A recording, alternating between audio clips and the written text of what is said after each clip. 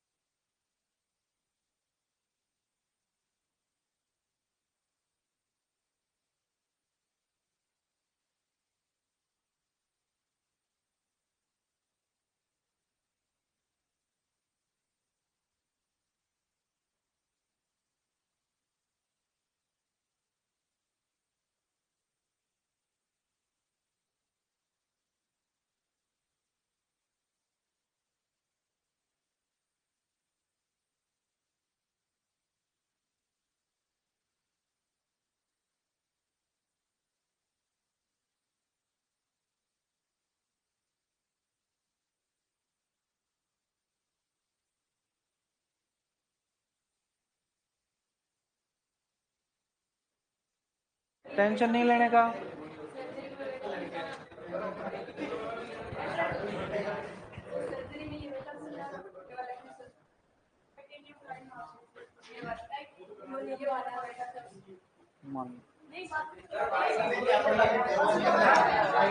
LPM पे आओ पहले तुम। सर खड़े तो हैं लेकिन माइक चालू नहीं है। सुन लो रे, सुन लो। चलो, एलपीएम के अंदर इंट्रोडक्शन और टर्मिनोलॉजी वाला पोर्शन हम कंप्लीट कर चुके हैं और मेरे को ये भी पता है कि आप याद भी कर लिया ना? ठीक है, आज बात करना चाहते हैं मिल्क और मिल्क प्रोडक्ट्स के लिए। हेडिंग डालोगे मिल्क, पहले तो लिखोगे पशु उत्पाद और इसके अंदर सबसे पहला लिखोगे मिल्क या दूध।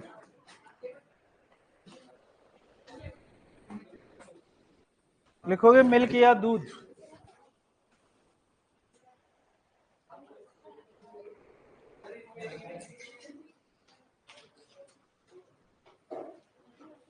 सर कल वाला पेपर थोड़ा टफ था। अच्छा, जो आपको आता नहीं वो आपको टफ ही लगता है और क्या? सीधी सी बात है। आपको आ गए क्वेश्चन तो आपके लिए इजी हो गया, नहीं आए तो टफ हो गया।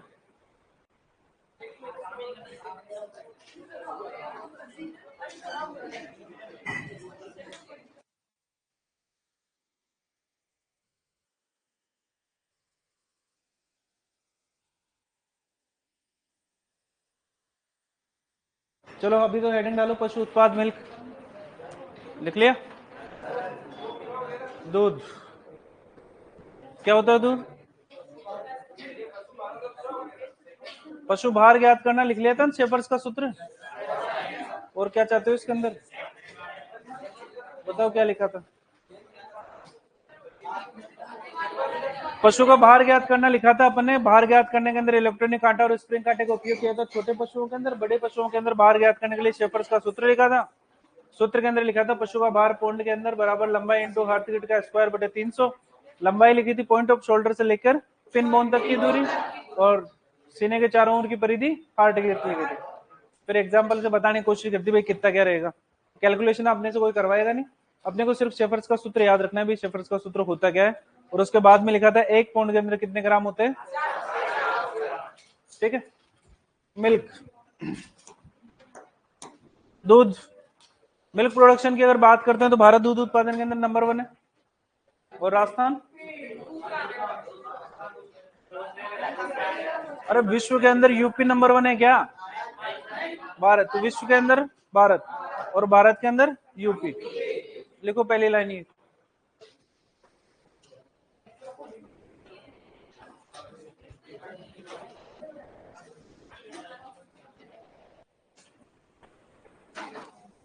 देखो भारत का दूध उत्पादन में, भारत का दूध उत्पादन में, भारत का दूध उत्पादन में, भारत का दूध उत्पादन में विश्व में प्रथम स्थान है। भारत का दूध उत्पादन में विश्व में प्रथम स्थान है।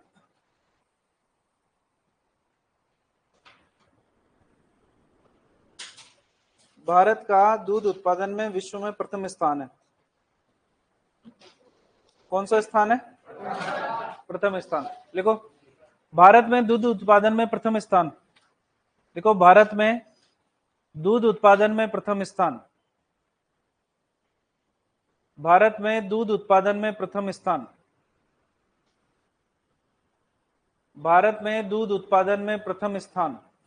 लिखो यूपी उत्तर प्रदेश, प्रथम स्थान यूपी या उत्तर प्रदेश। इसी के नीचे लिखो द्वितीय स्थान, द्वितीय स्थान लिखो राजस्थान,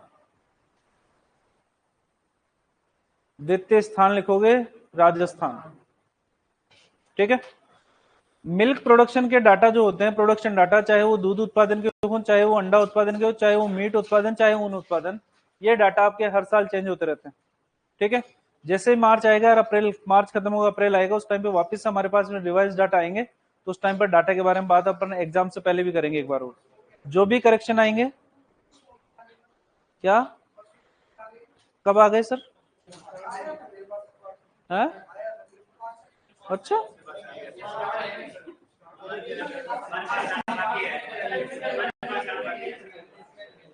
अरे तो पहले मतलब यार हम पशु गणना कर रहे हैं ना, हमारे को तो पता ही नहीं, तुम्हारे पास में डाटा भी आ गए?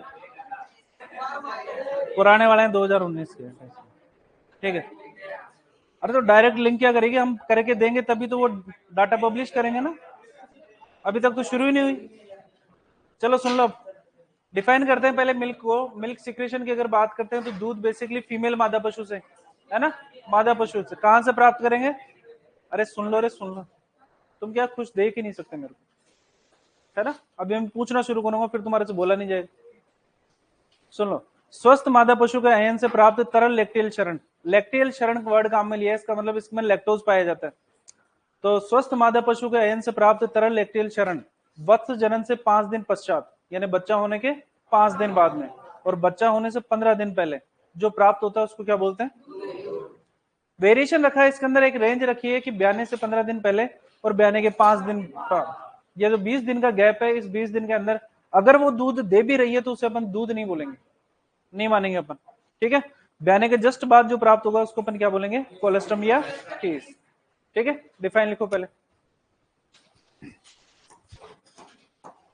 डिफाइन। स्वस्थ मादा पशु के यन से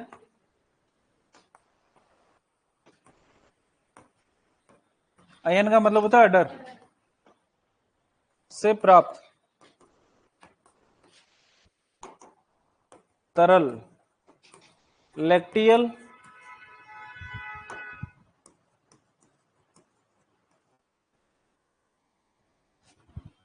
शरण जो वत्स जनन यानी कि काविंग से 15 दिन पहले तथा काविंग के 5 दिन पश्चात प्राप्त होता है, दूध कहलाता है।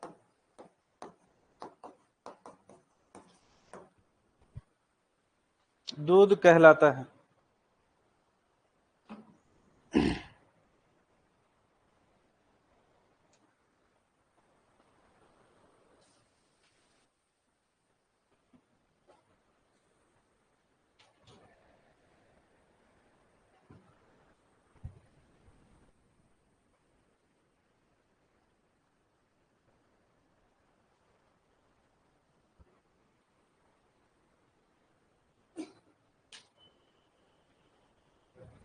तो स्वस्थ मादा पशु का इनसे प्राप्त तरल लैक्टियल शरण जो काविंग के 15 दिन पहले और 5 दिन पश्चात प्राप्त होता है उसको क्या बोलते हैं, दूध।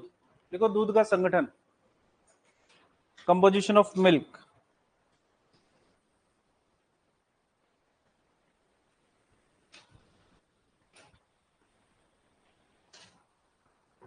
दूध का संगठन। दूध को एक कंप्लीट फूड माना जाता है क्योंकि भोजन के सारे प्रमुख पोषक तत्व इसके अंदर पाए जाते हैं। फॉर एग्जाम्पल वसा भी है, कार्बोहाइड्रेट भी है, प्रोटीन भी है, इसके अलावा विटामिन भी है, खनिज लवण भी है और पानी भी है। न्यूट्रिशन पढ़े अपन ने, भोजन के प्रमुख पोषक तत्व, तो ये सारे के सारे किसके अंदर पाए जाएंगे, दूध के अंदर। अब सुनते जाओ, जब तक मैं नहीं कहूंगा तब तक कोई नहीं लिखेगा। हेडिंग डाली है अपन ने क्या, दूध का संगठन, कि दूध के अंदर क्या क्या पाया जाता है। दूध के अंदर पाए जाने की अगर बात करते हैं तो सबसे पहले पाया जाता है पानी।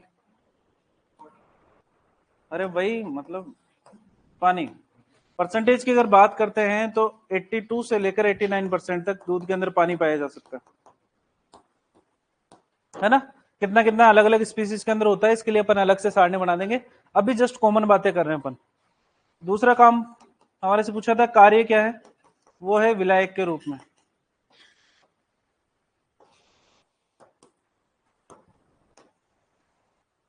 सॉल्वेंट।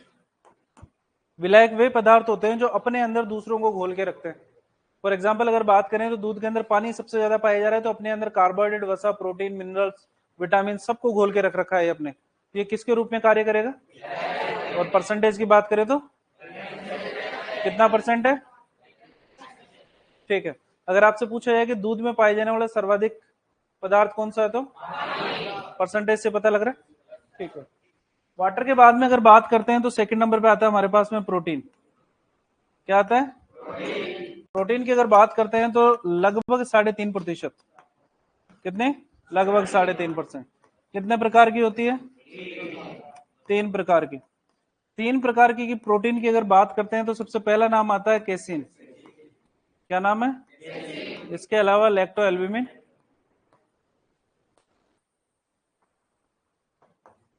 और दूसरे नंबर पे, तीसरे नंबर पे आती है लैक्टोग्लोबुलिन।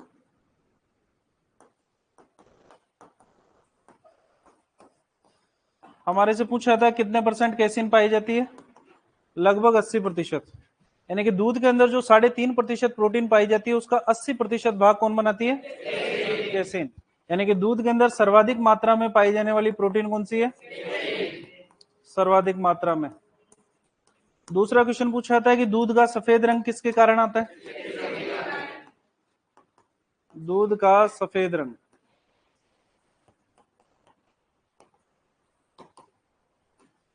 केसिन प्रोटीन के कारण आता है।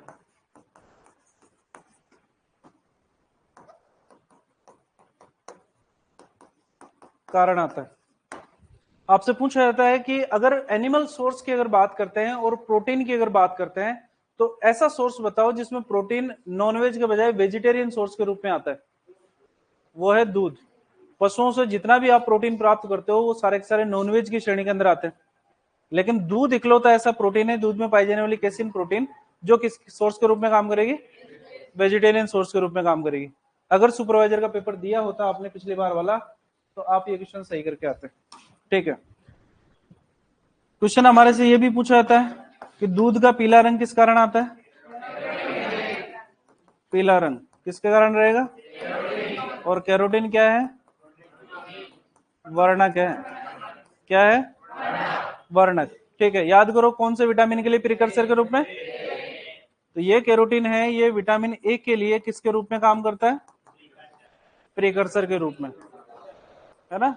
मुझे अभी पता लगा था इसको पूर्वगामी भी बोलते हैं, के रूप में कार्य करता है। ठीक है, हमारे से ये भी पूछा था कि दूध में प्रोटीन किस रूप में पाई जाती है। दूध में प्रोटीन की अगर बात करते हैं तो ये कोलोइडल या पायस के रूप में पाई जाती है, में पाई जाती है। कोलोइडल या पायस बेसिकली वो सॉल्यूशन होते हैं जिसके अंदर सभी पदार्थों की कंसंट्रेशन बराबर होती है। फॉर एग्जांपल अगर बात करें, इस कमरे के अंदर हवा कोलोइडल रूप के अंदर पाई जा रही है।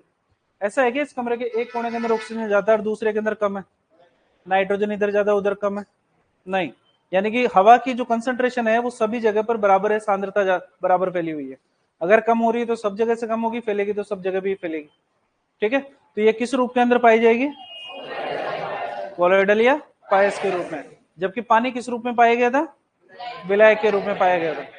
ठीक है, तो दूध के अंदर प्रोटीन की अगर बात करते हैं तो लगभग 3.5% प्रोटीन होती है, 3 प्रकार की होती है, जिसके अंदर से केसिन सबसे ज्यादा 80%। और दूध का सफेद रंग किसके कारण होता है? केसिन के कारण। पीला रंग किसके कारण?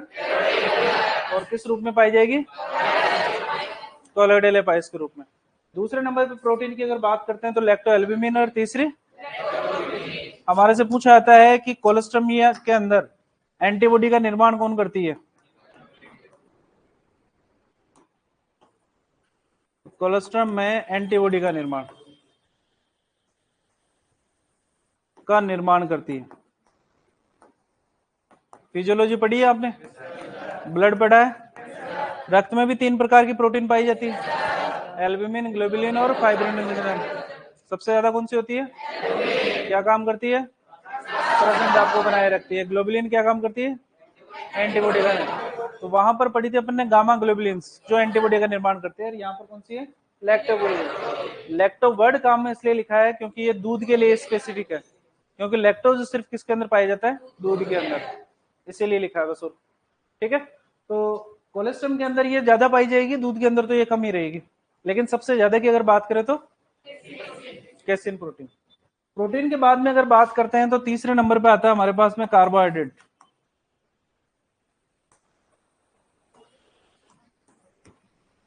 कार्बोहाइड्रेट के रूप में अगर बात करते हैं तो हमारे से पूछा जाता है दूध में उपस्थित मुख्य कार्बोहाइड्रेट। मुख्य कार्बोहाइड्रेट या शर्करा कौन सी होती है? लैक्टोज। कौन सी होगी?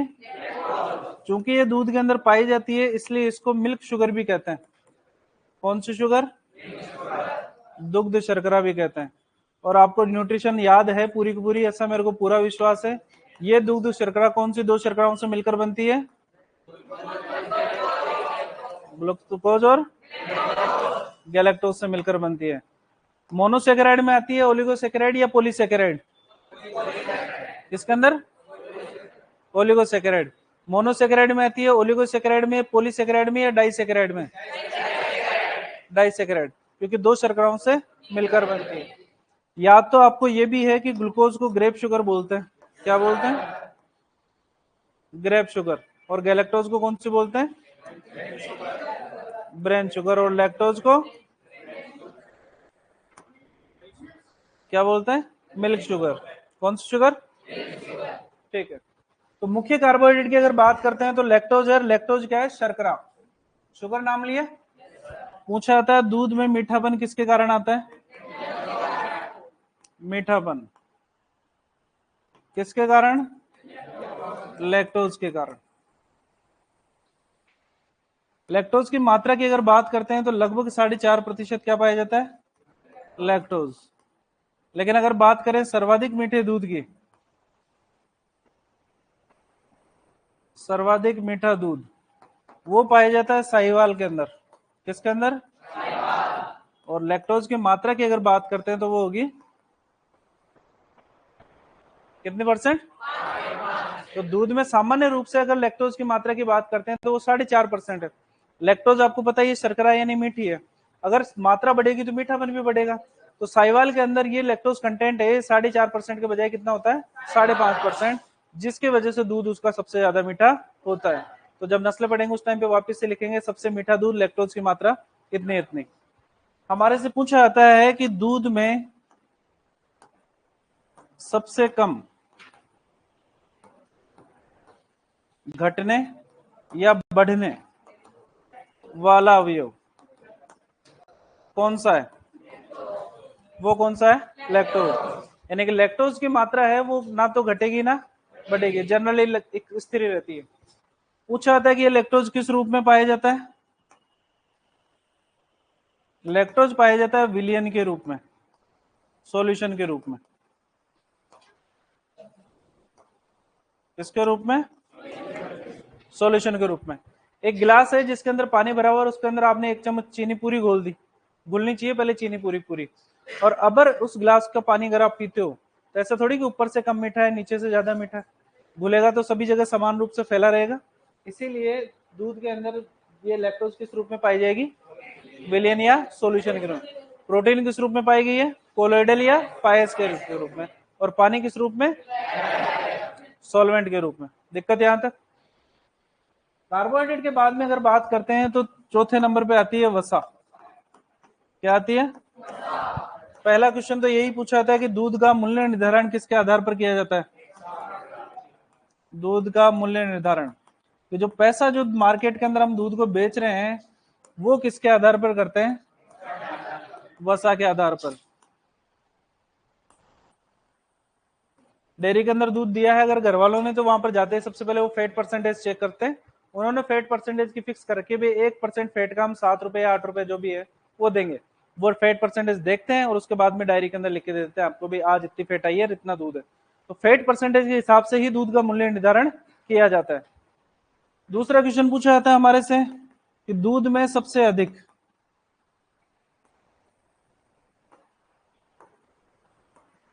घटने या बढ़ने वाला अवयव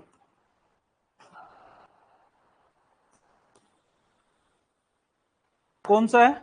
वसा। भैंस को अगर कांकड़ा खिलाना शुरू कर दोगे तो वसा की मात्रा बढ़ जाएगी, और हरा चारा खिलाओगे तो हरा चारा खिलाने से मिल्क प्रोडक्शन बढ़ेगा, है ना, लेकिन प्रति एमएल दूध के अंदर फैट परसेंटेज घट जाएगी। तो जब चारा खिलाने से ही अगर आप फैट परसेंटेज घट और बढ़ सकती है, इसका मतलब दूध में सबसे ज्यादा घटने और बढ़ने वाला अवयव जिसके ऊपर सबसे ज्यादा इफेक्ट पड़ेगा वो कौन सी है? वसा। तीसरा क्वेश्चन पूछा था दूध में वसा किस रूप में पाई जाती है? ये वसा पाई जाती है सस्पेंशन या लिनम्बन के रूप में। किसके रूप में? सस्पेंशन या निलंबन के रूप में। सस्पेंशन या लिनम्बन के रूप की अगर बात करते हैं तो छोटे बच्चों की दवाइयां देखी आपने? बच्चों को अगर कभी दवाई दी हो आपने तो वो बेसिकली आती है सस्पेंशन के रूप में, और वो डॉक्टर बोलता है कि भाई जब भी बच्चों को देने एक बार मिक्स कर लेना इसको। और वो बोलता क्यों है?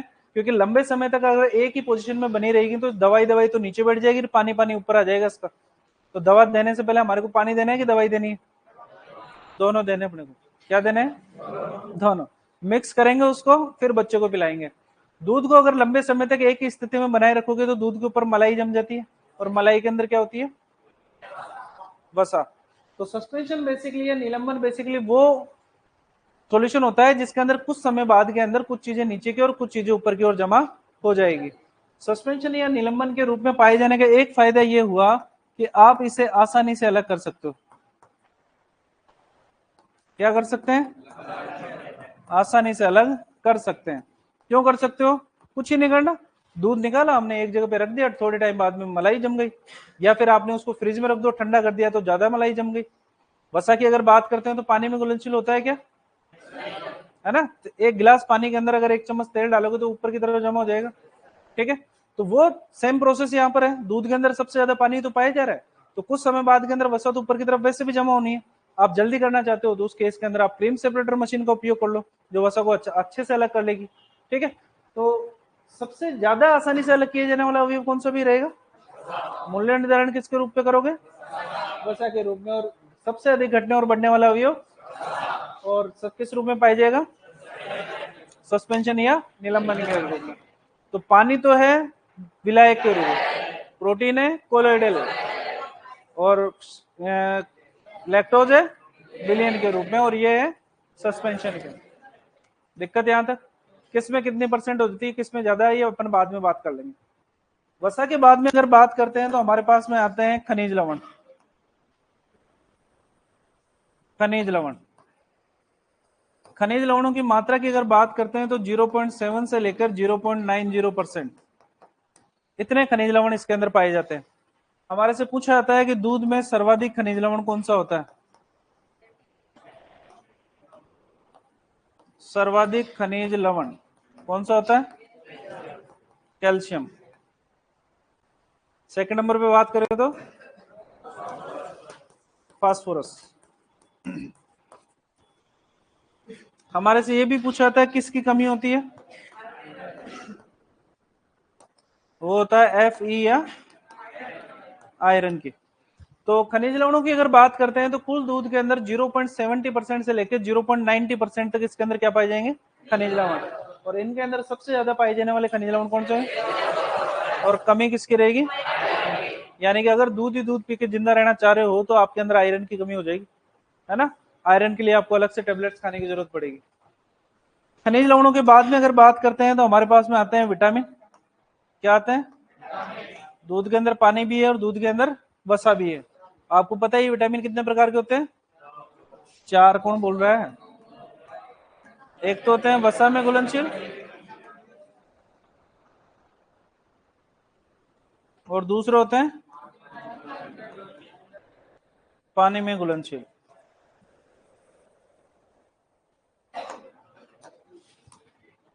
पानी में घुलनशील और वसा में घुलनशील की अगर बात करते हैं तो वसा में घुलनशील कौन से होंगे? और ये वाले बी और सी, यानी कि दोनों प्रकार के विटामिन इसके अंदर पाए जाएंगे।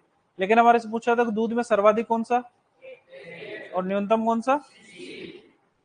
तो अगर आपसे पूछा जाए कि दूध में पाए जाने वाला सर्वाधिक विटामिन,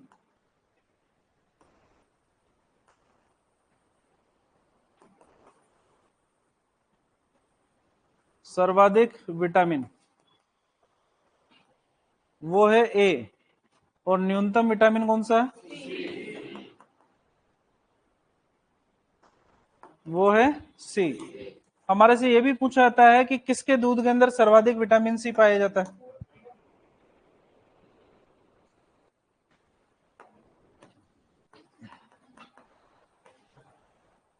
सर्वाधिक विटामिन सी भेड़ के दूध में पाया जाता है।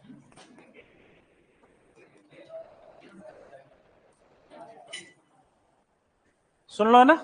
सुन लो रे, सुन लो, पहले सुन लो फिर बाद में कर लेंगे अपन, है ना? तो सर्वाधिक विटामिन सी किसके दूध में पाया जाता है? ठीक है, अगर मेरा क्वेश्चन ये है कि भेड़ के दूध में सबसे ज्यादा कौन सा विटामिन पाया जाता है, तो कौन सा? ए। समझ में आया? वापस से सुनो। नहीं आया? मेरे को पता नहीं है, तभी तो पूछा ना मैंने। ठीक है, हमने कहा दूध में सबसे ज्यादा पाई जाने वाला विटामिन कौन सा है? ए। अब दूध चाहे गाय का हो, चाहे भैंस का हो, चाहे भेड़ का हो, चाहे बकरी का हो, चाहे ऊंटनी का हो, सबके अंदर कौन सा होगा? सभी के दूध का कंपैरिजन किया हमने विटामिन सी के लिए, है ना? सबके अंदर विटामिन सी कम ही है, लेकिन इन सबसे कम के अंदर भी सबसे ज्यादा किसमें है? भेड़ के दूध के अंदर। तो अगर आपसे पूछा जाए कि भेड़ के दूध में सबसे ज्यादा कौन सा विटामिन पाया जाता है, तो ए। लेकिन अगर पूछा जाए कि सर्वाधिक विटामिन सी किसके दूध में पाया जाता है, तो भेड़ के दूध के अंदर। नेक्स्ट लाइन सुनो, ऊंटनी के दूध की अगर बात करते हैं विटामिन सी भी पाया जाता है और पाया जाता है इसके अंदर इंसुलिन। क्या पाया जाता है? इंसुलिन की कमी से कौन सा रोग होता है? पाया जाता है, दोनों पाए जाते हैं, इसलिए इसे सफेद सोना, व्हाइट गोल्ड भी कहते हैं। और इसका उपयोग किया जाता है डायबिटीज मेलाइटस के अंदर।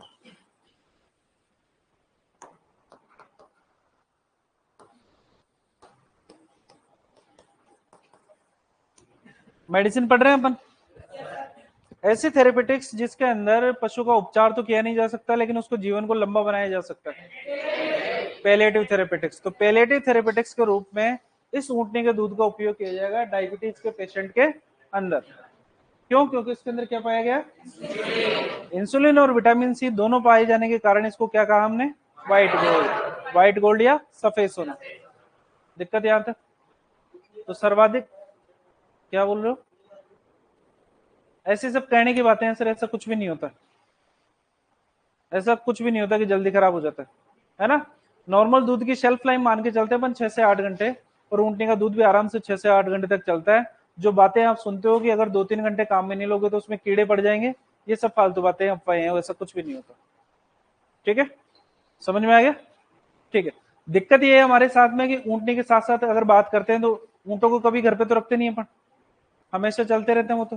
ठीक है, तो दूध हमारे को निकालने की जब भी जरूरत पड़ती है तो हम उसको उबालने के लिए हमारे पास में कोई जुगाड़ ही नहीं है। जुगाड़ नहीं है तो हम उसको कच्चा काम में लेते हैं।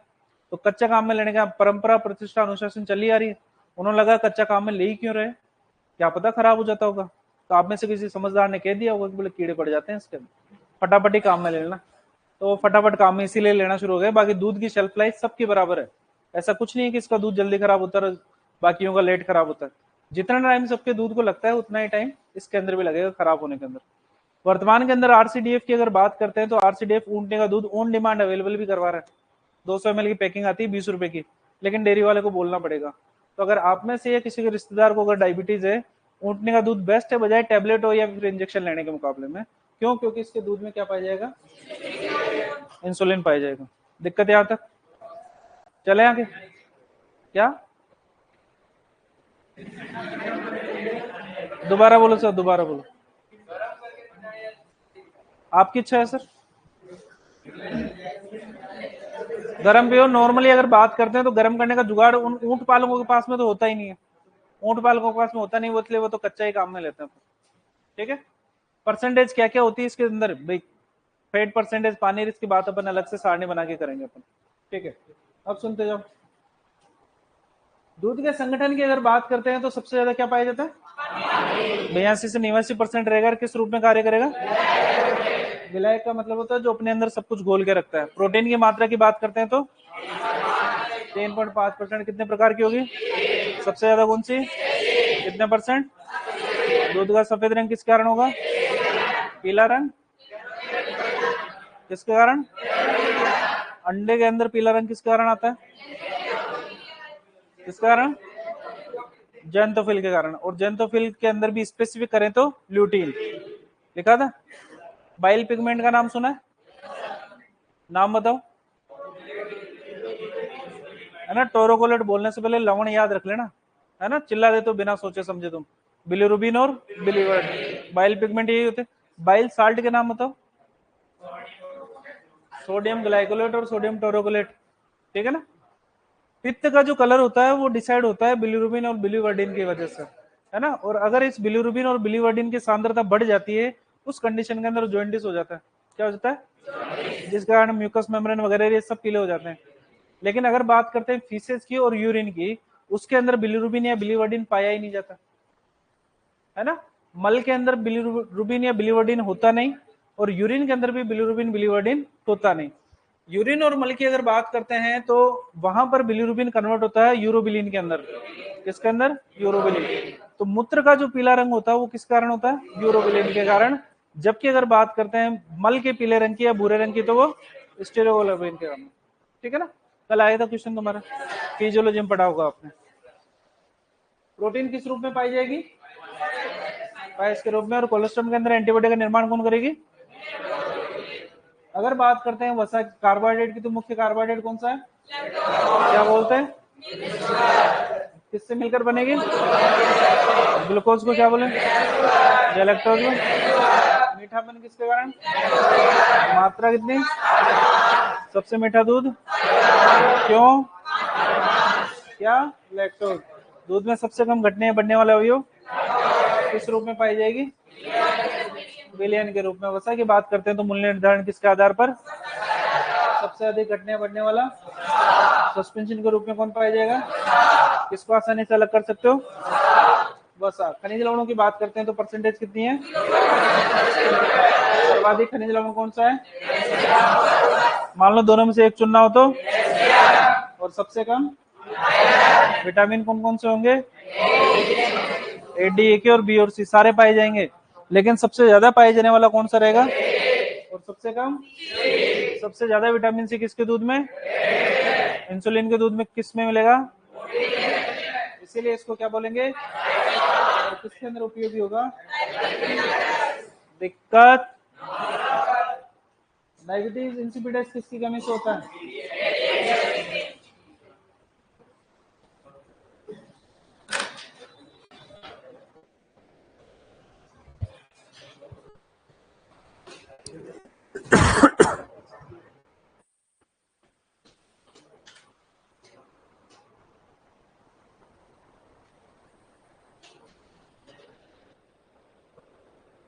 बातें नहीं रे।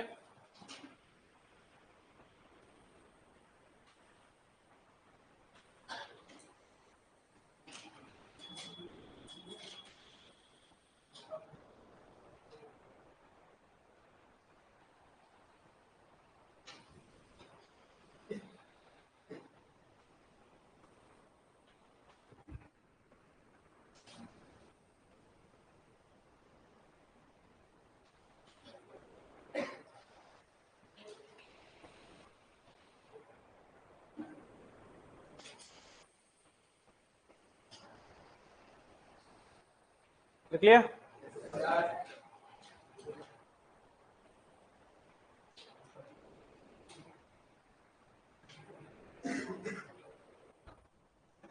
हर एक लाइन जो इसके अंदर लिखी है वो अपने आप के अंदर क्वेश्चन है, आपसे पूछी जाएगी, इंपॉर्टेंट भी है, याद रखनी है, हमारे को।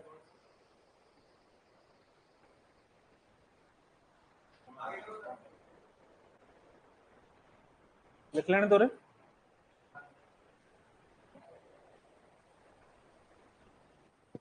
नेक्स्ट।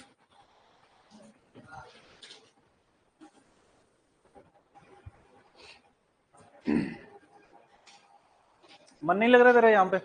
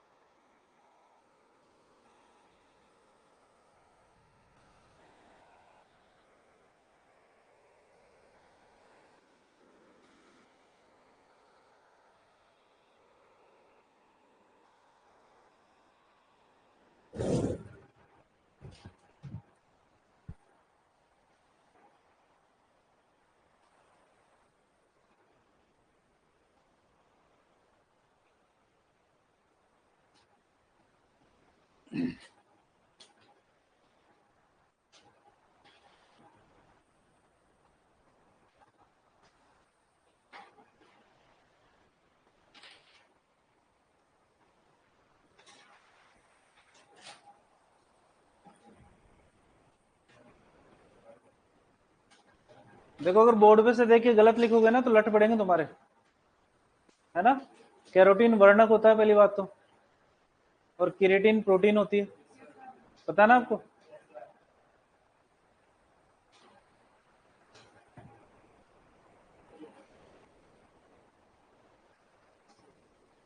क्या लिखा है तुमने? कहाँ से लिखा हुआ केरोटिन?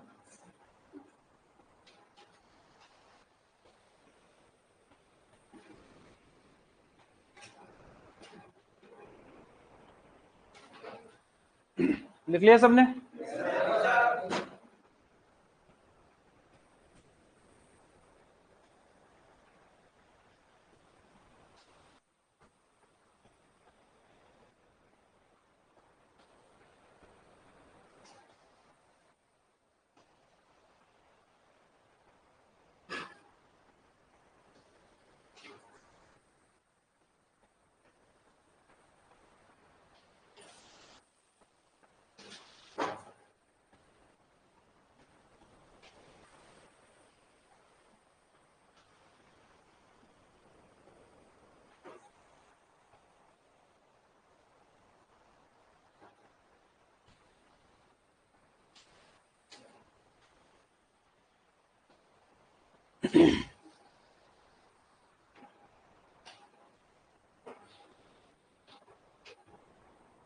विटामिन डी का प्रिकर्सर कौन सा है?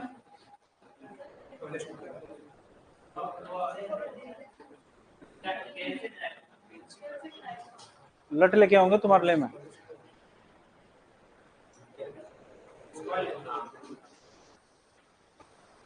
विटामिन डी का सबसे सक्रिय रूप लिखा था कैल्सिट्रायोल, तो मैंने तो प्रिकर्सर पूछा था। कोलेस्ट्रॉल।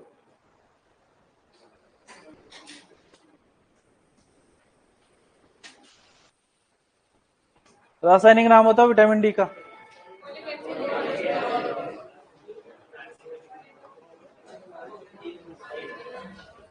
लिख लिया?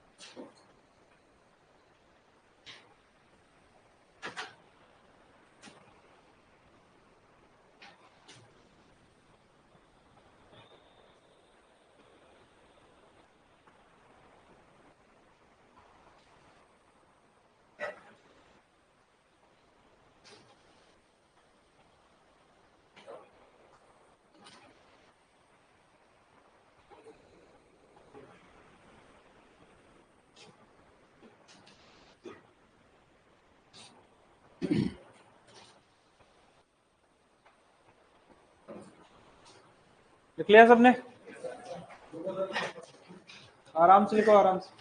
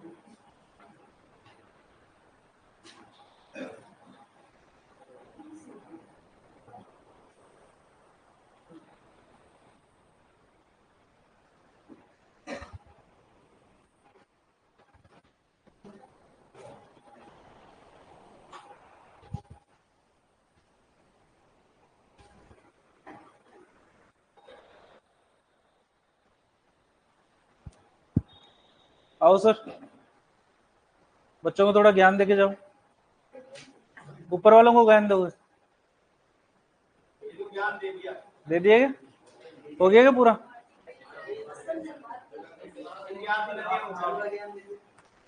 आधी नदियां बच रही है।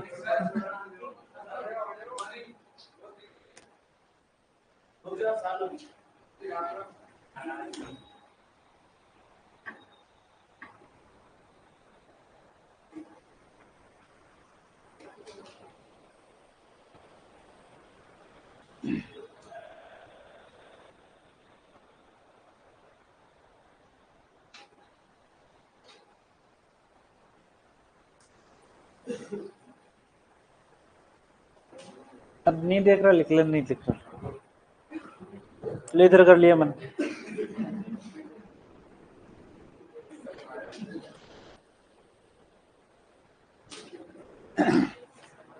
बातें नहीं रे, बातें नहीं।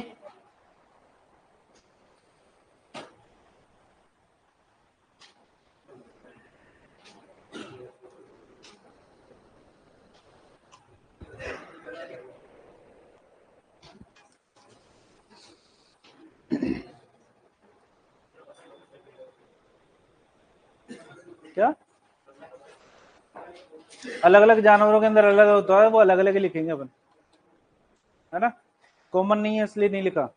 लैक्टोज कॉमन था 4.5% इसलिए लिख दिया, प्रोटीन 3.5% कॉमन था इसलिए लिख दिया। लेकिन काफी वेरिएशन आता है वसा के अंदर, इसलिए अपन ने लिखा नहीं है।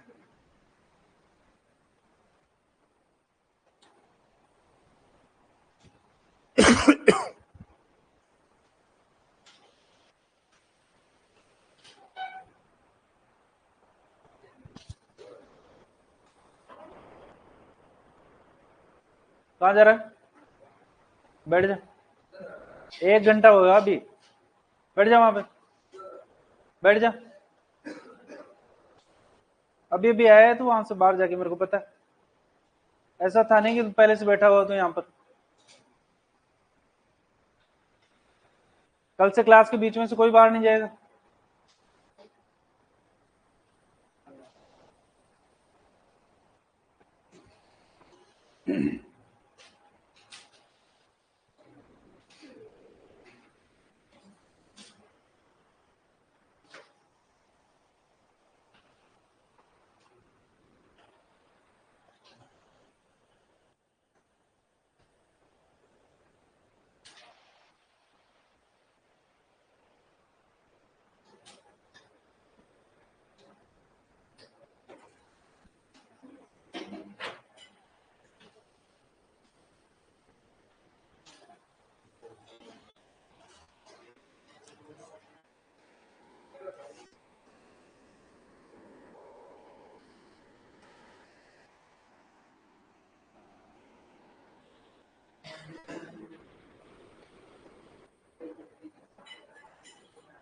लिख लिया सबने?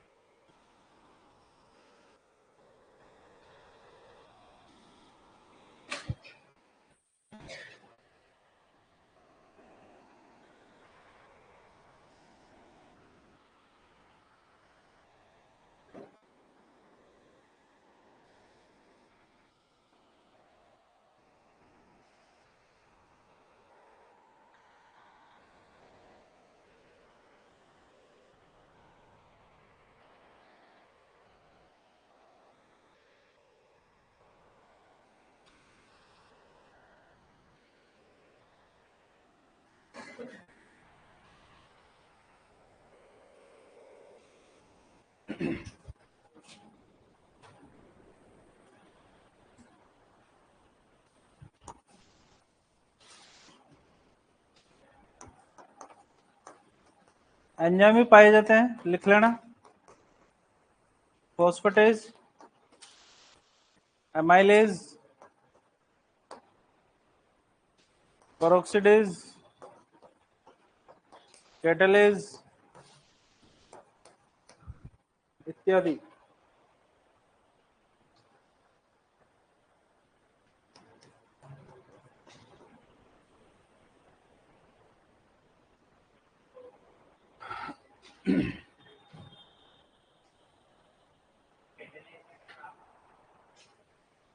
पता नहीं सर, नहीं पता, सही में नहीं पता था।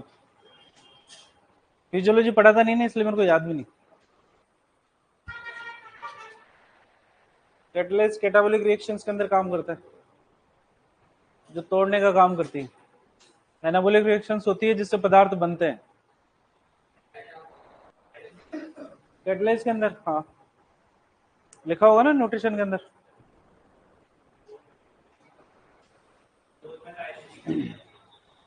एंजाइम ही तो है, कितना सा पाया जाएगा, कमी होती है, अनुपस्थित थोड़ी होता है।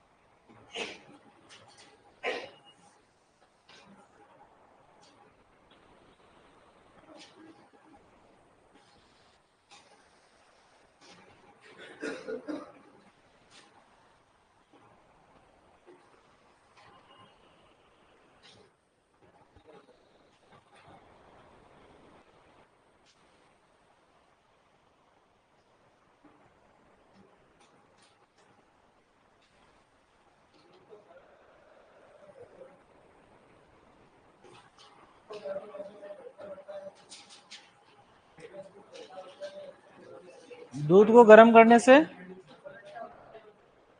सुनने दो सुनने दो,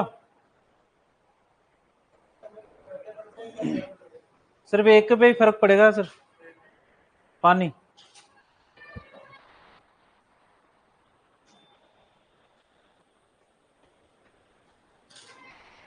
गर्म करने से होगा क्या, उबलेगा, उबलेगा तो पानी किस में बदल जाएगा।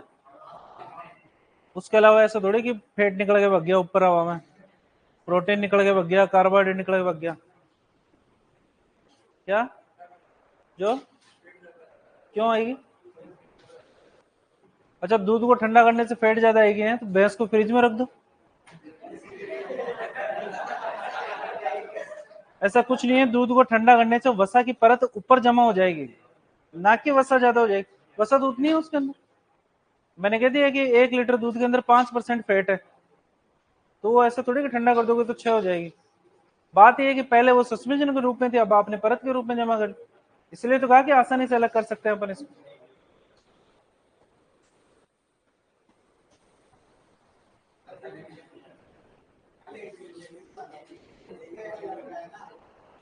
सुनो रे,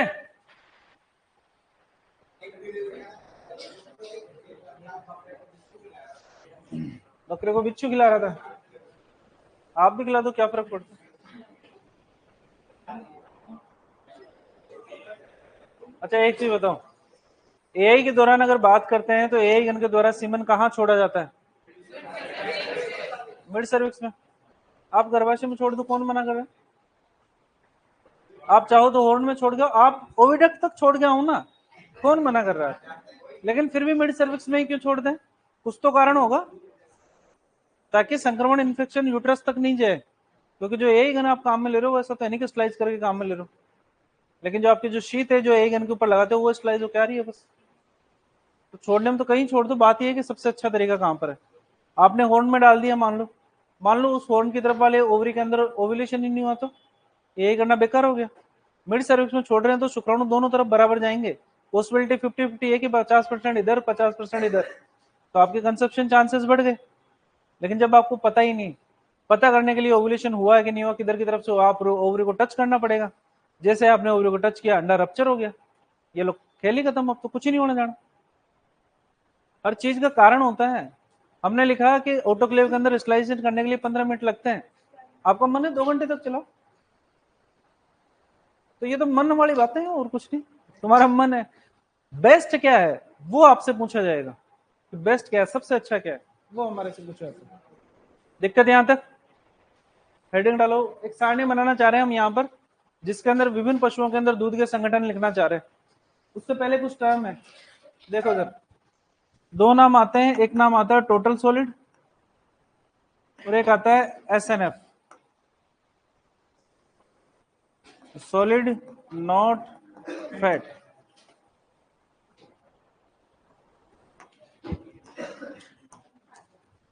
जस्ट एक कंडीशन अज्यूम करो, 1 लीटर दूध लिया था, गर्म कर रहे हैं गर्म कर रहे हैं गर्म कर रहे हैं, 82 से 89% पानी है उसके अंदर, इतना गर्म किया है कि वो पानी जीरो हो गया। जीरो होते दूध पूरा सूख जाएगा, सूख जाएगा। तो दूध के अंदर से पानी निकालने के पश्चात बचा हुआ जितना भी पदार्थ होगा उसको अपन क्या बोलेंगे? क्योंकि वो सॉलिड पोर्शन ही रहेगा हमारे पास में, लिक्विड फॉर्म के अंदर नहीं रहेगा। इसको ऐसे लिख सकता हूं कि टोटल सॉलिड बराबर दूध माइनस पानी, लिख सकते हैं।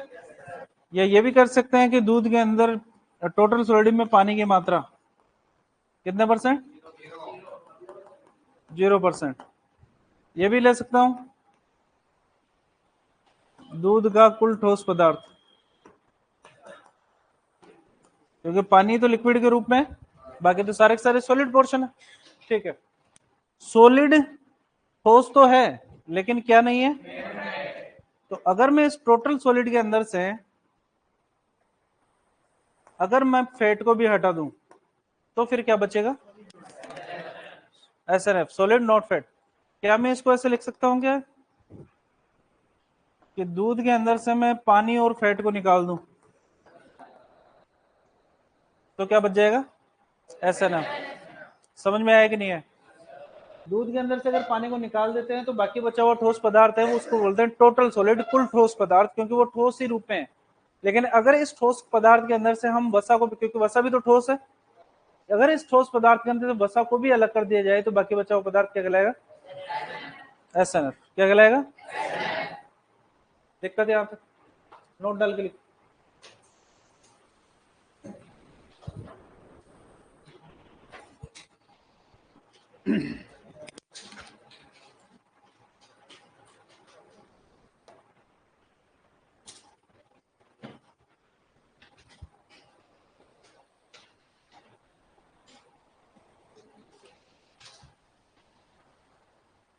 सफेद सोना किसे कहते हैं? कपास या फिर विटामिन सी और इंसुलिन? बहुत अच्छा क्वेश्चन, वेरी गुड।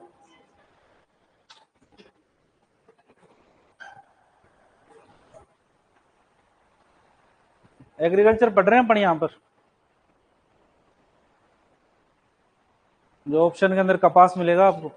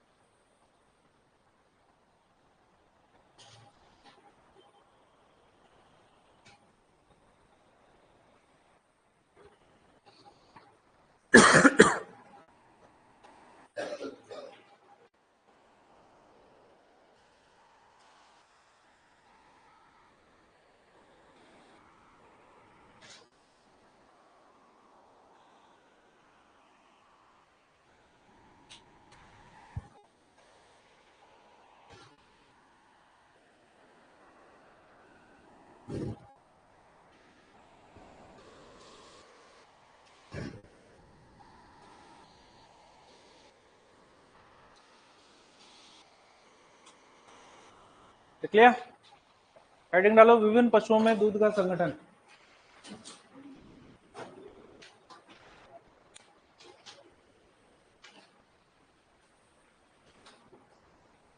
क्या आ जाएगी? हेडिंग डालो, विभिन्न पशुओं में दूध का संगठन।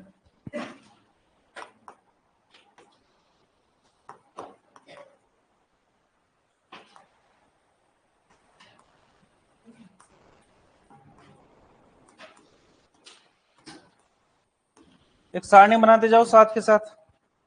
एक तरफ लिखेंगे पशु, फिर लिखेंगे पानी, फिर वसा, प्रोटीन, लैक्टोज, उसके बाद में टोटल सॉलिड, उसके बाद में लिखेंगे SNF, सॉलिड नॉट फैट। ये SNF है और ये T है, TS, टोटल सॉलिड। पशुओं के अंदर सबसे पहले लिखेंगे भैंस के बारे में, गाय के बारे में, भेड़ के बारे में, बकरी के बारे में, ऊंटनी के बारे में, साथ ही साथ मानव।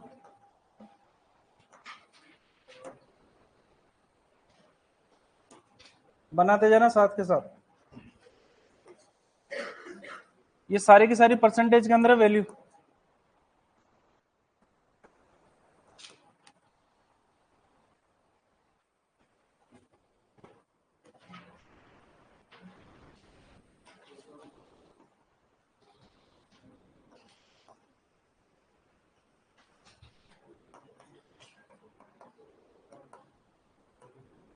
बातें नहीं रे।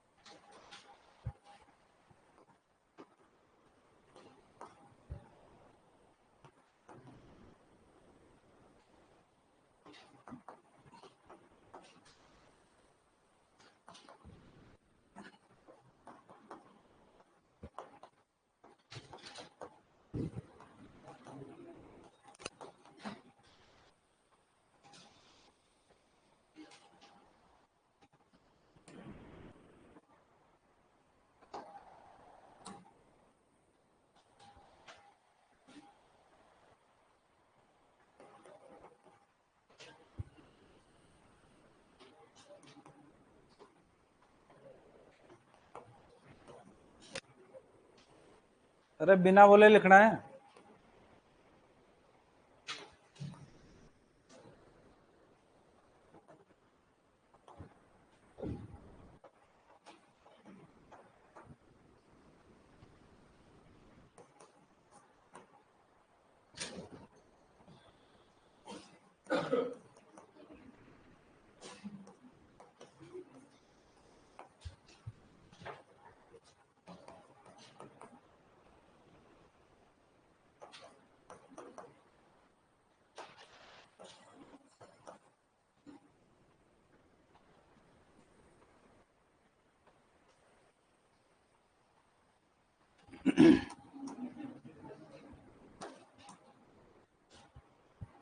एक लास्ट में ऐड करना खनिज लवण।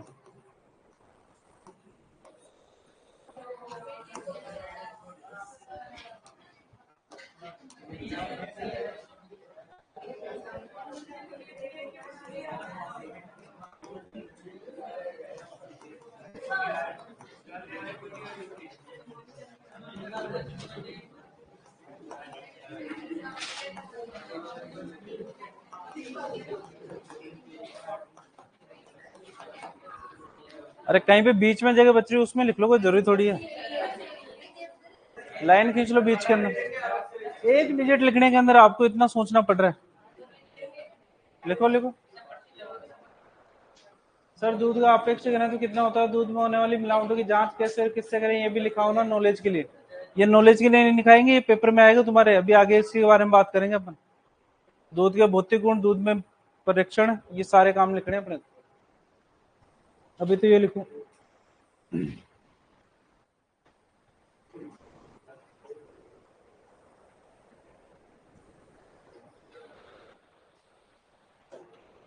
तो तुम ऐसे खिंचका लिया करो ना, ऐसे अंदर करके, इधर साइड के अंदर जगह हो जाएगी।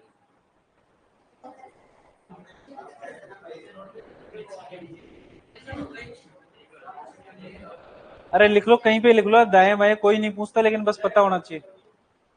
जगह देख लो और क्या है। क्या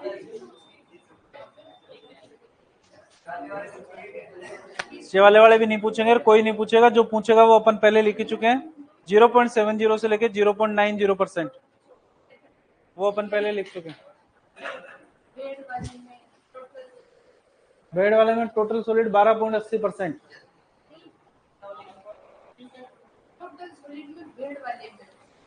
टोटल सॉलिड में बेड वाले में 19.29।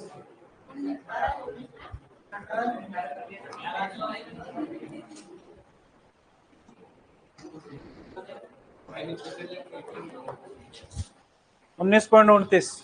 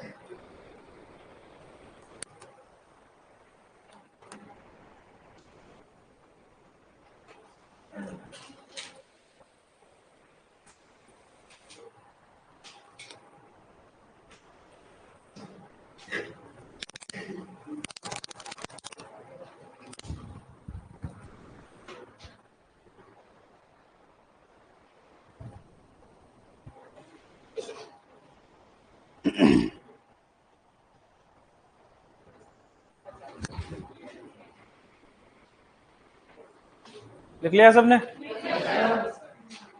आराम से लिखो, आराम से।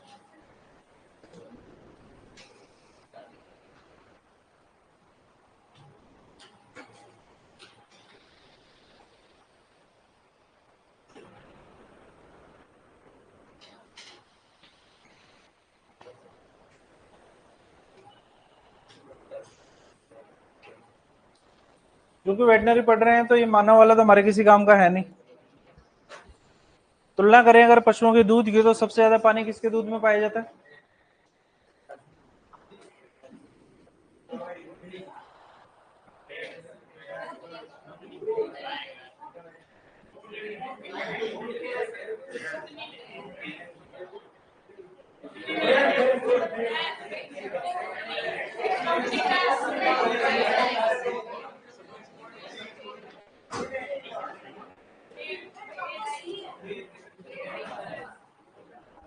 अच्छा, इतनी गणित आती है अपने को तो।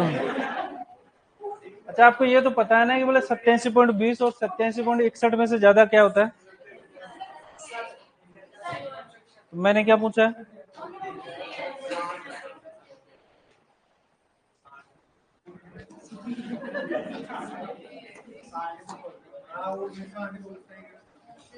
वसा सबसे ज्यादा किसके अंदर पाई गई है?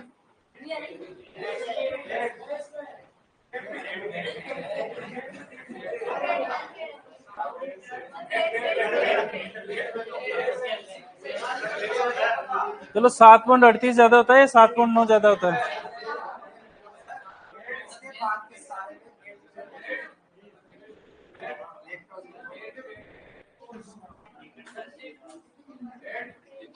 यहाँ पर लैक्टोज में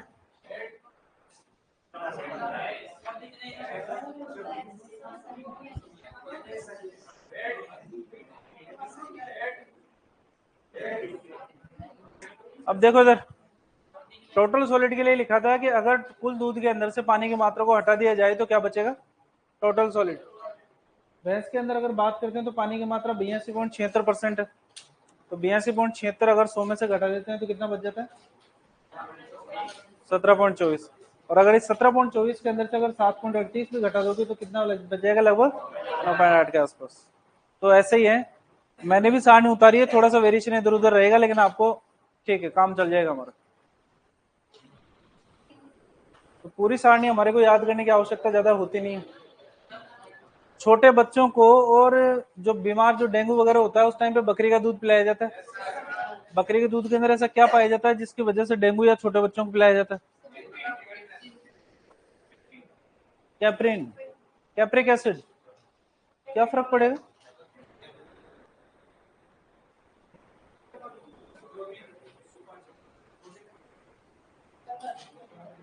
अगर तुलना करें, प्रेफरेंस अगर देखें, मान लो घर पे, तो गाय और भैंस के दूध में से दूध के कौन सा पिलाएंगे? छोटे बच्चों की अगर बात करते हैं तो अगर, क्यों? भैंस का पचेगा नहीं, क्यों? फैट ज्यादा है इसलिए।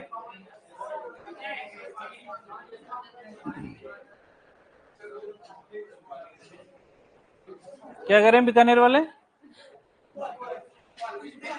खुशबू आती है, परफ्यूम मिला है उसमें? अच्छा, नॉर्मली अगर बात करते हैं तो कार्बोहाइड्रेट, वसा और प्रोटीन, इन तीनों के अंदर से सबसे ज्यादा परेशानी किसको पाचन करने से है? वसा को। ठीक है। भैंस के दूध और गाय के दूध की तुलना करते हैं तो भैंस के दूध में वसा की मात्रा ज्यादा होती है, इसलिए गाय का दूध ज्यादा सुपाच्य है। लेकिन अगर तुलना करते हैं गाय के दूध की और बकरी के दूध की, तो प्रेफरेंस किसको देते हैं? क्यों?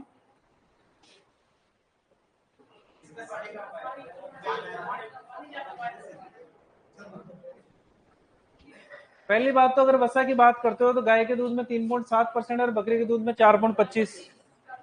पहली बात तो कि वसा तो है ज्यादा। ठीक है।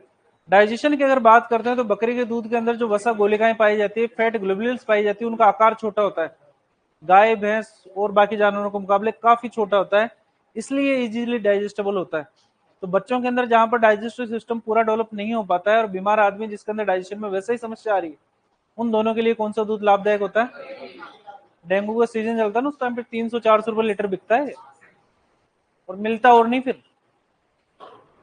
हेडिंग डालो दूध के भौतिक गुण। हेडिंग डालोगे दूध के भौतिक गुण।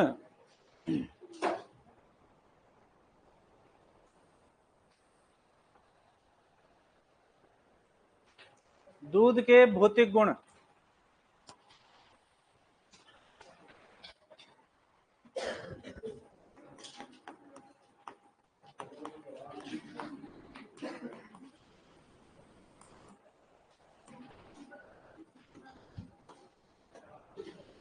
कोलेस्ट्रॉम को जब डिफाइन करने की बात आएगी हमारे लिए, जब अपन कोलेस्ट्रॉम में खीस को डिफाइन करेंगे तो उस टाइम पे लिखेंगे कि तुरंत ब्याई हुई मादा पशु के यान से प्राप्त तरल शरण, लैक्टियल वर्ड काम में नहीं लेंगे वहां पर, है ना, तरल शरण जो भौतिक तथा रासायनिक गुणों में दूध से भिन्न होता है। अरे क्या हो गया तुम्हारे, ये बताओ। दोनों खड़े हो जाओ, बीच वाले पीछे जाओ, खड़े हो दोनों के दोनों, जाने दे रहे इनको। मैंने तेरे को कहा बीच वाला है क्या तू? चलो दोनों खड़े हो, पीछे वाला भी। अरे जल्दी खड़े हो दोनों, नहीं बोल रहा था ना, इसीलिए जाएगा अब तू।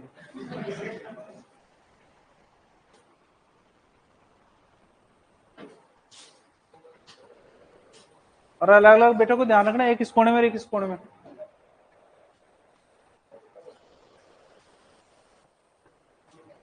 पीछे पीछे बैग रखे हो हटा दे साइड में। एक तो उधर जाओ, उस कोने में जाओ।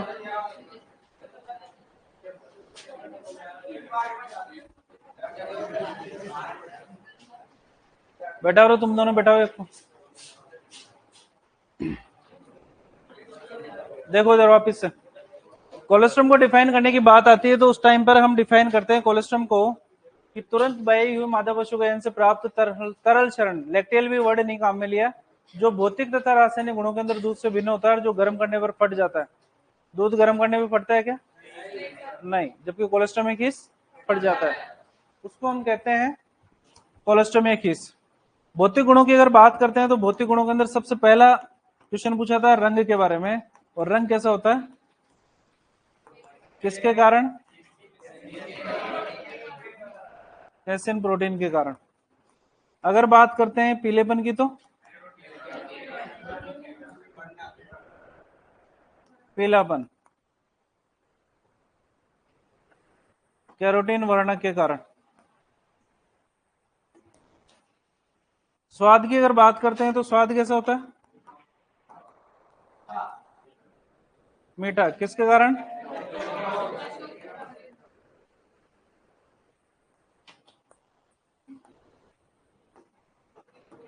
तीसरे नंबर पे आती है पीएच, 6.4 से लेकर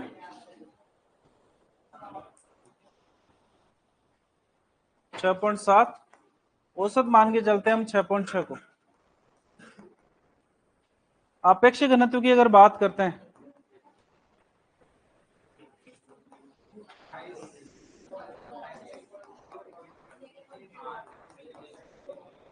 1.028 से लेकर 1.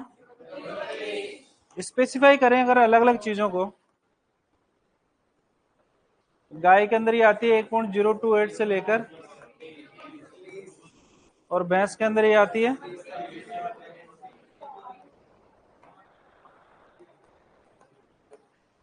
ठीक है, दोनों की रेंज 1.028 से 1.032 लिखा है अपन ने।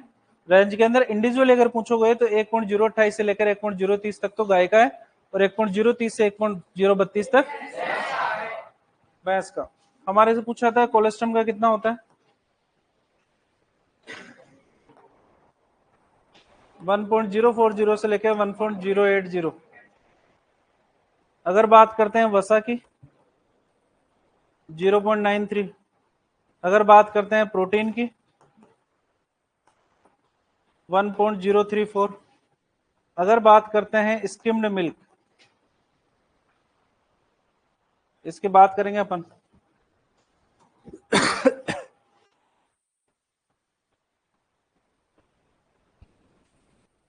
स्किम्ड मिल्क, इसको हम सेपरेटा भी बोलते हैं, 1.037।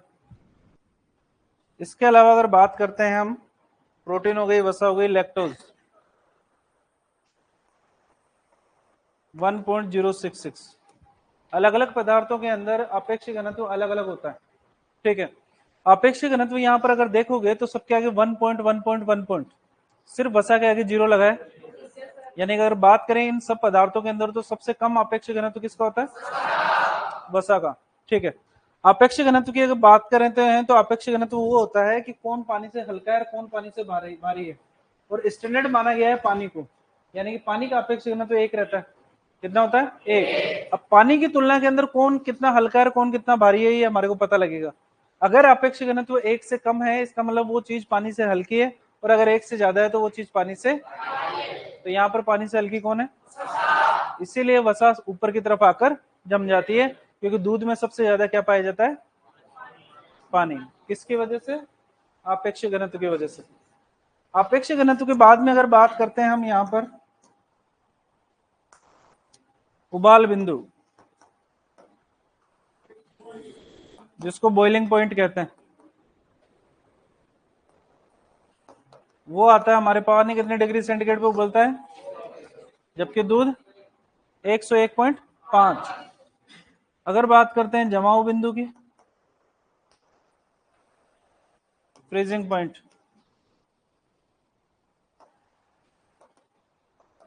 -0.55 डिग्री सेंटीग्रेड। कितना? -0.55। सातवें नंबर पे अगर बात करते हैं अम्लता की, अम्लता प्रतिशत क्या होती है इसकी बात अपन आगे करेंगे। 0.12 से लेकर 0.16%, ये क्या होती है इसकी? अम्लता। अम्लता से मतलब है, हमने यहाँ पर लिखा है दूध का पीएच 6.6 मानिए, क्षारीय है कि अम्लीय है? अम्लीयता के अंदर भी अगर परसेंटेज की अगर बात करते हैं तो वो कितनी रहेगी? 0.12 से लेकर 0.16। ताजे दूध के अंदर एसिडिटी ये रहती है, जैसे जैसे दूध पुराना होता जाएगा उसकी एसिडिटी बढ़ती जाएगी, और अगर एसिडिटी 0.32 हो गई तो उस कंडीशन के अंदर दूध गर्म करते ही फट जाएगा। आगे बात करेंगे, दिक्कत यहां तक? तो दूध के रंग की अगर बात करते हैं तो रंग कैसा है? सफेद। किसके कारण? स्वाद कैसा है? किसके कारण? पीएच कितनी है? किसके कारण? एंजाइम्स लिखे थे अपन ने, उनके कारण। अगर बात करते हैं पीएच की तो 6.6 औसत माना है। अपेक्षिक घनत्व की अगर बात करते हैं तो 1.028 से 1.0। गाय के अंदर कितना है? भैंस की अगर बात करते हैं तो कोलेस्ट्रम के अंदर, वसा में, प्रोटीन में, स्टेम में मिल गया सेपरेटा में, और लैक्टोज में। कितने डिग्री सेंटीग्रेड पे उबलेगा? जमाव और अम्लता प्रतिशत।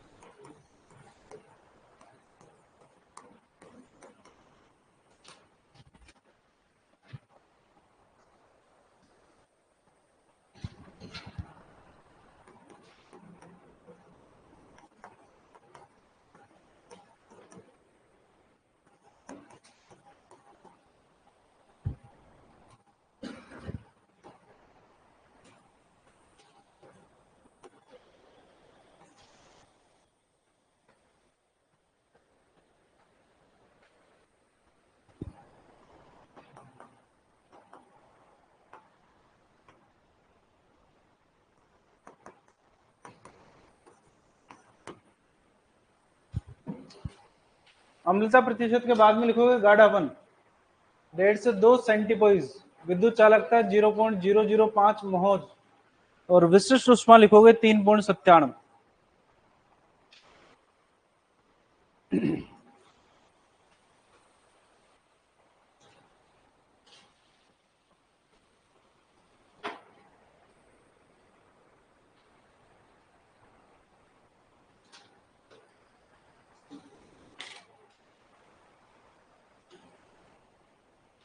गाढ़ापन को मापने की इकाई है सेंटीपोइज, और इसके अंदर एक जो गाढ़ापन है वो माना गया पानी का। विद्युत चालकता की अगर बात करते हैं तो 0.005 महोज और विशिष्ट ऊष्मा की बात करते हैं तो 3.97 सेंटीपोइज।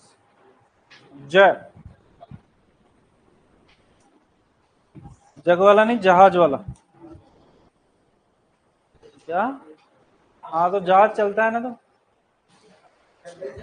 जल में ही चलता है।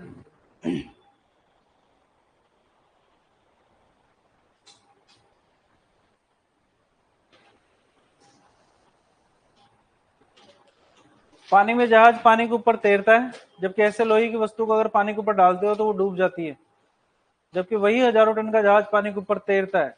क्यों? क्या बोल रहा था? उसके आकृति के कारण, बनावट के कारण।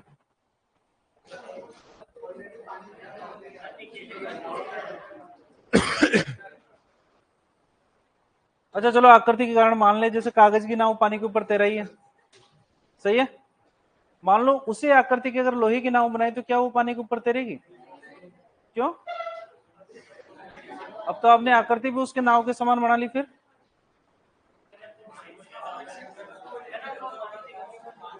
क्या? पानी का घनत्व लोहे के घनत्व से ज्यादा होता है।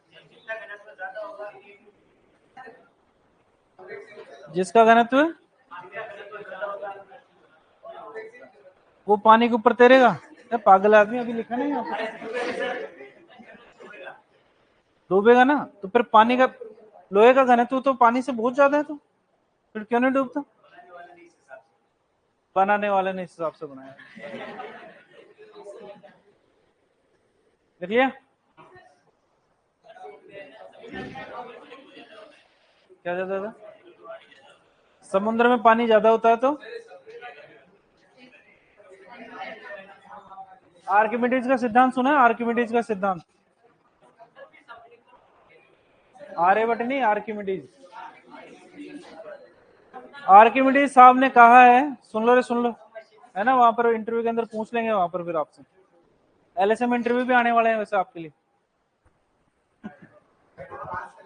पास कर लेंगे बोले। आर्किमिडीज का सिद्धांत कहता है कि जो भी वस्तु आपने पानी के अंदर डाली है ना, अगर उस वस्तु का वजन हटाए गए पानी के वजन से ज्यादा है तो वो डूब जाएगी, और अगर हटाए गए पानी का वजन उसके वजन से, पानी का वजन अगर ज्यादा है तो तैर जाएगी। फॉर एग्जाम्पल अगर बात करें, यहाँ पर लिख लिया सबने? एग्जाम्पल सुनो, ये गिलास है मान लो, एक पूरा भरा हुआ है यहाँ पर, इतना ही जानते तो नेवी में भर्ती हो जाते, जानते हो तो तुम गणित भी नहीं, इंजीनियर बन गए क्या? ठीक है, पूरा का पूरा गिलास है, इसके अंदर पानी भरा हुआ है, और आप इसके अंदर कोई सी भी बॉल डालते हो लोहे की, ठीक है, ये बॉल आपने डाली और पानी बाहर निकल गया, निकलेगा कि नहीं निकलेगा? जनरल बात है ये तो, है ना। तो जो पानी जितना भी निकला है, अगर इस निकले हुए पानी का वजन इस बॉल के वजन से ज्यादा है तो ये बॉल तैरेगी, और अगर इस निकले हुए पानी का वजन इस बॉल के वजन से कम है तो ये बॉल डूब जाएगी। समझ में आया क्या कहना चाह रहा हूं? अब देखो, लोहे की जगह अगर प्लास्टिक को डालोगे यहाँ पर मान लो, ठीक है, तो निकाले गए पानी की मात्रा उस प्लास्टिक की बॉल के वजन से ज्यादा है, इसलिए वो तैर जाएगी शेप से। अच्छा गोल है ये, तो साइज का कोई फर्क पड़ेगा इसके ऊपर? नहीं। तो बेसिकली जो समुद्र के अंदर हजारों टन का जहाज है, उस हजारों टन के जहाज के द्वारा हटाए गए पानी का वजन उस जहाज के वजन से ज्यादा है, इसलिए वो तैर रहा है उसके ऊपर। जिस दिन उसके द्वारा हटाए गए पानी का वजन जहाज के वजन से कम हुआ, वो डूब जाएगा, है ना। तो इसीलिए तो कहते हैं ना कि जब जहां पर मतलब समुद्र तल ऊंचा होता है वहां पर जहाज चलते नहीं है। क्यों नहीं चलते? क्योंकि जैसे वो हटाने की कोशिश करेगा, पानी कम है वहां पर वो नीचे बैठ जाएगा, जहां पर पानी ज्यादा है वहां पर वो तैर लेगा। इसको बोलते हैं आर्किमिडीज का सिद्धांत। क्या बोलते हैं? काम में आएगा अभी दूध के अंदर। क्या सबमरीन को तो बनाया डूबने के लिए गए हैं भैया, उसका रीजन है ना, उसके अंदर पानी भरा हुआ है। सबमरीन के वजन को कम और ज्यादा किया जाता है। अगर पानी भर लोगे सबमरीन के अंदर तो वजन ज्यादा हो जाएगा, तो वो नीचे की तरफ जाएगी। अगर पानी को बाहर निकाल दोगे तो ऊपर की तरफ जाएगी। स्पेस रहता है तो स्पेस क्या फर्क पड़ रहा है उससे? उसकी डिजाइन ऐसी है, इस वजह से। आप पानी के ऊपर तैराना चाहोगे तो क्या सबमरीन तैरेगी नहीं? तैरेगी, उसको में क्या है। चलो क्या लिखा था ये तो, आप भौतिक गुण इतने ही लिखने थे, भौतिक गुण। हेडिंग डालो दूध से संबंधित हार्मोन, हेडिंग डालोगे दूध से संबंधित हार्मोन। दूध से संबंधित हार्मोन, दूध से संबंधित हार्मोन, यानी कि फीमेल एनिमल्स के द्वारा कुछ हार्मोन्स का सिक्रेशन किया जाता है जो दूध से रिलेटेड है। दूध से संबंधित हार्मोन, हम सर इतना जानते तो इंडियन नेवी में भर्ती कर रहे हैं। वाह भाई। चलो हार्मोन्स की अगर बात करते हैं तो 3 हार्मोन है जो बेसिकली मिल्क प्रोडक्शन से संबंधित है, जिसमें सबसे पहला आता है प्रोलैक्टिन, दूसरा आता है ऑक्सीटोसिन और तीसरा आता है एड्रेनालिन या एपिनेफ्रिन। ठीक है। प्रोलैक्टिन की अगर बात करते हैं तो दूध को बनाने के लिए जिम्मेदार कौन है? तो स्तन ग्रंथि के अंदर या अडर के अंदर दूध का निर्माण कौन करेगा? प्रोलैक्टिन। अडर ग्रंथि से दूध को निकालेंगे अपन थनों के द्वारा, तो थनों में लाने का कार्य कौन करेगा? ऑक्सीटोसिन। और गलती से अगर आपने जानवर के लठ मार दिया तो ये थनों के अंदर आएगा नहीं, ऊपर की तरफ जाएगा, जिसको क्या बोलेंगे? एड्रेनालिन या एपिनेफ्रिन। ठीक है। तो पूछा था कि मिल्क सिंथेसिस हार्मोन कौन सा है? प्रोलैक्टिन। सिंथेसिस यानी संश्लेषण करने वाला। ठीक है। मिल्क लेट डाउन हार्मोन कौन सा है? जो दूध को नीचे लेके आएगा और दूध को वापस चढ़ाने वाला? एपिनेफ्रिन। तो डर, तनाव, घबराहट, जब आप जानवर को मारते हो उस टाइम पे वो डरता है, उस कंडीशन के अंदर ऑक्सीटोसिन के जस्ट अपोजिट काम करने वाला कौन सा सीक्रेट होगा? एड्रेनालिन, जिसकी वजह से जितना दूध देना चाहिए उतना दूध नहीं देगा। अब एड्रेनालिन का काम ऐसा नहीं कि थनों के अंदर दूध आ गया उसको वापस ऊपर की तरफ ले गया, नहीं नहीं चलो चलो वापस, नहीं। जो दूध थनों में आ गया वो तो ठीक है, लेकिन बाकियों को और को नहीं आने देगा। तो जो जानवर 5 लीटर दूध देने वाला है वो आपका 1 या 1.5 लीटर दूध देगा और उसके बाद में हट जाएगा। वो किसकी वजह से? एड्रेनालिन की वजह से। तो घर पे मम्मी को बोल देना कि लठ मारेगी तो एड्रेनालिन का सीक्रेशन होगा, जिसकी वजह से दूध थनों में नहीं आएगा। ठीक है। और मम्मी ने लठ क्यों मारा था बताओ? दूध नहीं दे रही थी तभी तो फिर मम्मी आपको ज्ञान देगी, है ना, कि देख बेटा ऑक्सीटोसिन का श्रावण तो पहले हो चुका था लेकिन बीच के अंदर उछल गई है, तो मैंने लठ इसलिए मारा है ताकि ये बस खड़ी रही तो ऑक्सीटोसिन के प्रभाव से जितना दूध आया है उसको मैं निकाल लूं, है ना। बाकी मेरे को पता है कि वो तो एड्रेनालिन तो ऊपर लेकर जाएगा जाएगा, तो जो आ गया उसको तो निकालने दे और अपना ज्ञान मेरे को बात करेंगे